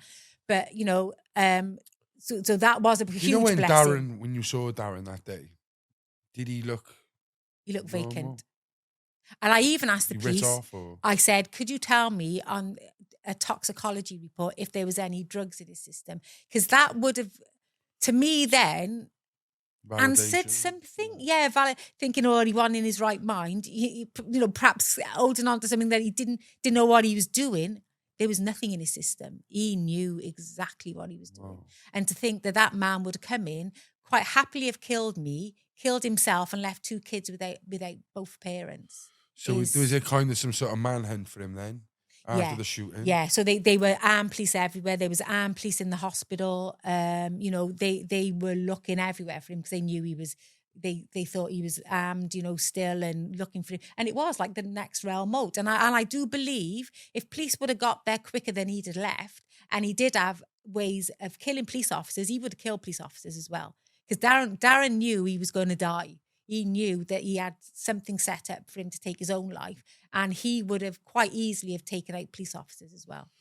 So this guy, so he hung himself. Yeah. He's a big guy. Like, how did he manage to do that? Well, apparently it was from a tree, and I said it would have had to have been a big bloody tree, but the police officer said it wasn't a case of like doing it, on a door handle or on your knees. He actually physically fell from a tree. He was holding him. Wow. Yeah. But that would have all been set up days before he come to the shop to kill me. Yeah. Because he was methodically thinking. So there would have been a plan B as well. So if that would have broke, that rope, there would have been something else he would have done. He would have had planned in case that went wrong. 100%. Wow. So do you want me to carry on? Yeah. So I'm in hospital. Sorry. And no, it's fine because we missed that bit out. But, Jack wanted sympathy for his father's death now because Darren is the underdog, and Darren and Jack used to feel sorry for the underdog. And so Jack came to see me the day I got shot, and that was the last time I seen him. And he said to me, Josh was stood at the bottom of the bed crying, and Jack said, as whiter than white, he said, I didn't think he'd do it. And I said, Jack, I knew he'd do it. So, so Jack was really confused, 16 years of age, in an environment where there's a lot of hate for me because it's all my fault. Apparently it's all my fault. And Jack was staying with his auntie who've never stayed with before. This is worth pointing out, where does he go on holiday with my parents? Quite often he'd sleep up there on weekends. We'd go up there for tea. Jack had no interaction with Darren's family. His mother lived in Spain. He might have seen once a year. Never had much interaction with his father. Certainly not his sisters, and he'd never certainly stayed up any of their houses. So this was all new to him. And then his text went from "Mum, I'm praying for your leg" to "It's all your fault. You're a slag." So that boy was used as a vessel to channel their anger. And instead of the services, when I phoned social services and said, you need to remove Jack from where he is, I said, he's in an environment that's toxic. I said, there's no point you telling me that he's going to counselling, because that counselling session, the moment he steps back into that environment, any counselling you've had is worth nothing. I said, he needs to be put somewhere neutral. Not saying with my parents, he needs to be put somewhere neutral and really worked with. And they told me, do you know what they told me? He was 16 and he could live where he wants. Well, he went and visited Darren as well, didn't he? Like, yeah, he was their family celebrated that way. Yeah. There is a morbid element to when anybody died in Darren's family. Darren was the same. He had to go and see him in the chapel of rest, and it might not be once, it might be twice or 3 times. I wasn't asked or consulted at all by anybody. Is it okay to Jack to go and view Darren in the hospital? But they'll say he's 16, we can't stop him. But it's still. And I would have lied, if that would have been my nephew, I would have said, knowing what you're going to be looking at, Darren still had rope fibres in his neck. The Adam apple apparently was bulging. He still had black bin bags on his hands for forensics for the gunpowder. And they thought that was quite acceptable to take a 16-year-old boy to go and view somebody like that. I would have made any excuse up under the sun and said, you've got to be 18. You're not allowed. Yeah, deal with it later off him. Yeah. So you're in hospital. Everything must be going through your mind. You've now got your son. Strange. Calling you a slag. Yeah. He attacked Colin, your stepdad. Yeah. I want to ask you this question. At this time, seeing him switch, seeing him be with that family, did you ever fear that Jack could turn out like his father? They would, and it's funny because my mother used to say to him sometimes, "Don't speak to your mother like that," because he would be, say some quite hurtful things. But yet, Jack, it was funny because Jack would be the first one to help me with the shopping. So when I turn up with the shopping, for instance, he'd be the first one with the shoes on, up the steps, help me carrying the shopping bags in. He'd be the first one to say, "Oh, can I do anything for you?" So there was that element. But I think if there was any of that learned behavior, it equally could have been unlearned as well. But it doesn't help when you're in that environment and speaking to somebody like a piece of shit on a daily basis. You think it's all right, but I'd like to think that he wouldn't have, but there could have been that possibility because, he attacked Colin, he threw my Hoover down the stairs, in the house, so there was elements of that. Very sad. Obviously, you're loggerheads with the family. Did you think that when you left hospital, and you was leaving hospital, going to see Jack and Josh, did you have plans of how your life was going to plan out at that time? Was everything's going to be okay? We're going to sort this out. I'll have the kids back. And was that in your head, or did you have time to think? It was almost like, for me personally, I felt I was free. The biggest thing for me that I was free. I didn't care about my leg at that point. I was just thinking that I can get my life back together. I was 39. I want to get my life back together. Jack at this point was not only estranged from me, but he was estranged from Josh, who we used to get on very well with, and my parents, who we used to regularly have sleepovers with, go on holiday with, etc. And then all of a sudden, nobody's having any contact with Jack. Yeah. He changed his phone number. So, I was going to get home because I was in Swansea, living in Newport. So it was quite a distance to travel. I'm thinking, well, at least, I'll get home and at some point Jack's going to come up. Yeah. And that was what I was clinging on to, that at some point Jack would come up. But what happened? So I came out of hospital on the Friday, which was the 23rd of September. And on the Monday, I had a phone call from the police in the afternoon, which was Monday, the 26th of September. And they said, have you seen Jack at all? And I'm like, no, he's not even living here. He's living up, with his auntie. And they said, oh, well, we can't find him. And I said, well, there's a couple of friends that he could be with. I give names and whatever.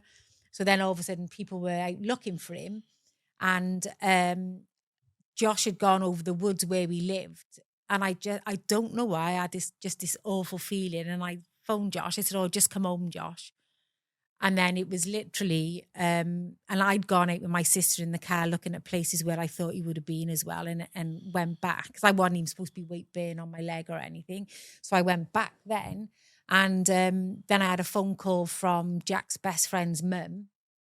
And she said, I don't know what's happened. She said, but one of them have just come running out the woods screaming. And then I was told then the police come to the house and they said that they'd found Jack in the woods and he took his life as well. Just for clarity, wasn't the same woods as his father? No, it wasn't the same woods as his father. It was in the woods at the back of our house where Darren done it up by the canals. And Jack, the police officer told me that Jack had done it on his knees. And for the comfort for me now, knowing how quick non-fatal strangulation is, I would have known it would have been a quick process. And, when you hear about people doing it for sexual fantasies, you've got a very short time window to pull yourself back off that pressure point where you do it. So that's my only sort of comfort in knowing that it wasn't a drop from a tree. It was on his knees.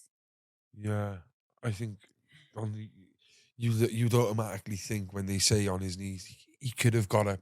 He could have had that change of heart when if it's dropping and there's no way of. But they reckon it's literally a second. Quick. You've got to know where that cut off point is. Otherwise, you just fall into lose. Yeah. And that is when you sort of yeah. Because of one man's actions. Yeah.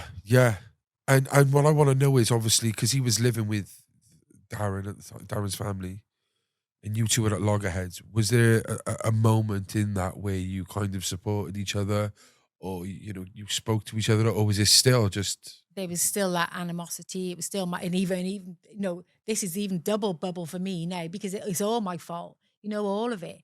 And it was so bad that the police actually put PCSO officers at the crematorium, and they were going to talking about putting plainclothes police in the church because of them kicking off. Because they're worried about the kicking off. Yeah, and they did kick off. I covered some of it in my book, and let's not beat around the bush. When you see people calling the vicar a fucking prick, and the crossbearer in the church running up the aisle and saying phone the police because it's gonna kick off, phone the police. You don't get a funeral. No, you don't get even gangsters. The lowest. Oh, they respect that. Yeah. That is the lowest of the low. And I don't think Darren would have wanted that for Jack. I can tell you now, regardless, taking the equation of whatever happened with me and Darren, if Darren could have come back for a split second on the day of Jack's funeral, it wouldn't have been me he would have been getting for. I can tell you that right now. What is bizarre to me is it's horrible to think, but that Jack came into this life with something wrapped around his neck, that cord. Yeah. And went out and that died way. that way. Yeah. That's fucking horrible. Yeah. Yeah. A lot of people, Rach, would keel over. A lot of people, well, many turn to the bottle, addiction. Few would do what Darren and Jack have done. How have you soldiered on through this terrible, terrible journey? So for me, I've always been a strong person. It's not, like I said, it's not weak people who go, find themselves within a perpetrator of abuse. And for me, my glass has always been half full. We're on this earth for a split second, an aerosol can, that's it. And my strap line is, I wasn't going to let one arsehole ruin the rest of my life. I was 39 years of age, and I didn't want to go down the route of drink drugs. I didn't have any therapy because unless you can talk to somebody can sit opposite me who've been abused, had an attempted murder, lost a son, I'm not interested. So the therapy for me came from writing the book, is helping other victims and survivors, trying to make a difference in society. I'm more than happy to talk to perpetrators of abuse to say the damage and show them what the damage they do. I do have a Christian faith, even though I repent every Sunday for my potty mouth, and I think when you lose somebody, you almost search for something, because I didn't want to think that that's it. I want to know that I'm seeing my boy again someday somewhere. If you believe that Jesus walked the earth and you do have that Christian faith, then your life is eternal. This is just a little go of it, you know? So I want to know that I'm going to see my boy again one day, and I want him to say, good for you for campaigning, good for you for getting non-fatal strangulation on the statute, but good for you for highlighting that at least 800,000 children every year are being brought up in these violent households, Good for you for saying that, 32% of children witness non-fatal strangulation cases, Good for you for doing that. Good for you for trying to educate the kids, You are smashing it. Yeah.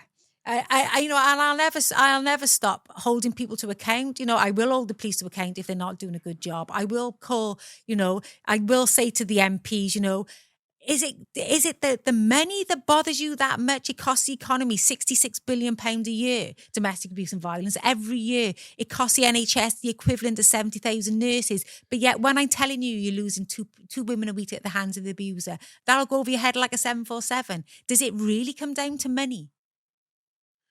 Yeah, you're right. What price can you put on a life? We know for every victim that goes through the system, it costs about £35,000. For every homicide, 2.2 million. And I keep saying to people, you've got to invest. I don't want to know that there's no money in the purse. You piss and find the money. Yeah. Because we got to invest in perpetrator programs, rehabilitation, educating the court system, educating our kids, holding perpetrators to account.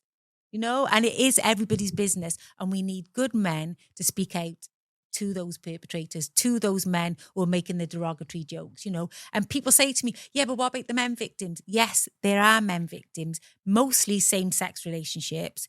There are female perpetrators to males, but I don't believe the same level of violence and fear is there.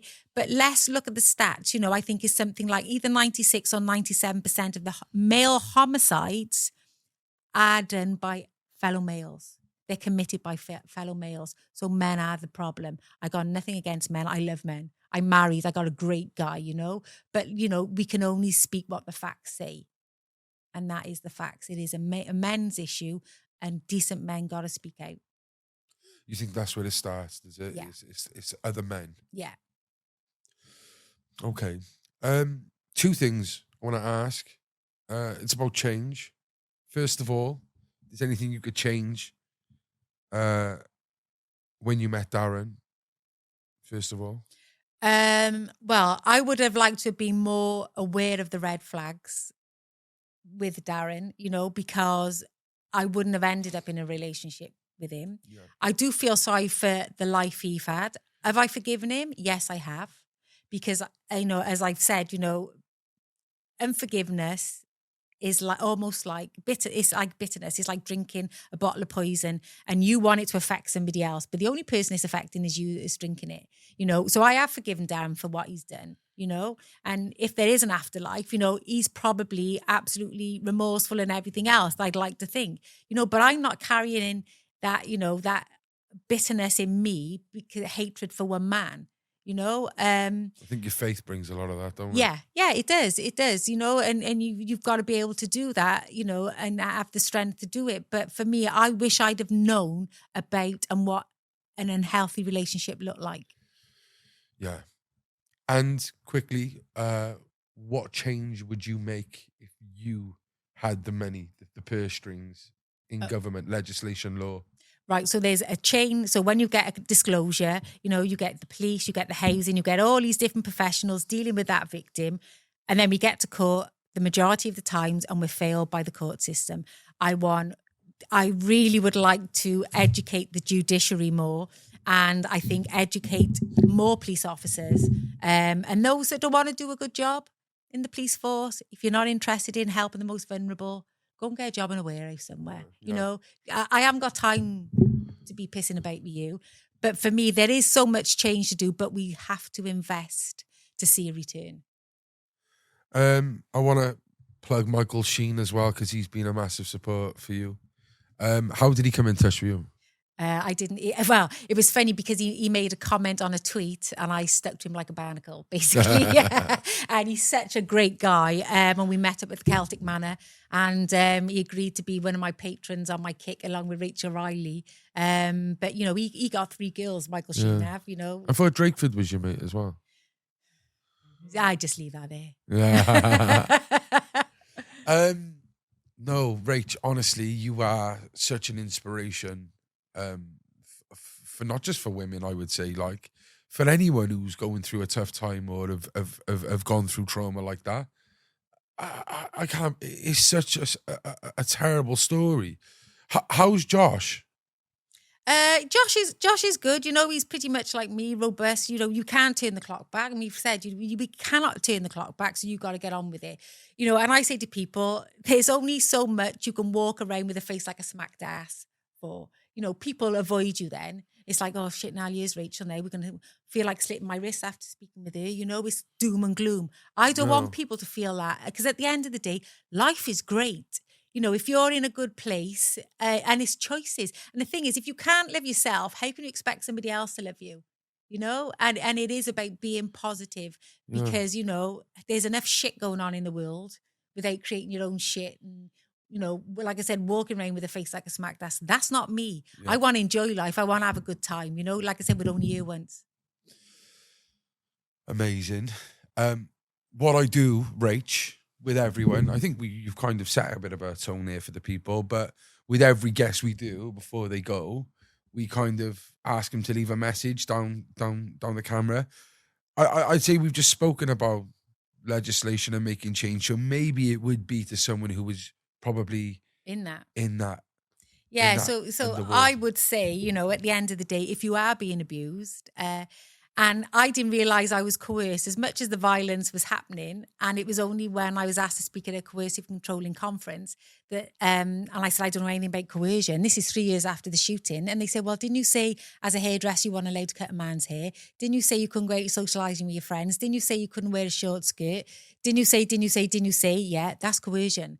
So if you can't do and make the decisions and choices that you want to make, then I'd look at your relationship because you are being coerced and controlled. And nobody deserves that. Everybody deserves to live fear-free. And I would say if anybody is being abused, please reach out. The services are there. And if, somebody is watching this who is controlling and they think, shit, that is me. Seek help because there are programs for perpetrators of abuse. Don't put anybody through the misery that I went through. Yeah. And I think, again, I think your book, there's so much in there that people would read and be, oh my God, that's me. Oh my God, that happens. Which obviously we couldn't just go into. Yeah. But there is so many little red flags in there. Guys, honestly, I wouldn't recommend it enough. This should be a film. Yeah, well, if we get to Hollywood, that'd be great. Yeah. Because, it is, everybody, certainly the Americans do like a bit of cheese, don't they? Yeah. And I suppose there is an element. It's not cheese. Well, to a certain, they like the sad, then the good. Yeah. So, that sort of thing. I get that. Yeah, that sort of thing. But for me, there is a message in it because at the end of the day, shit happens in life and it's how you deal with that shit is testament.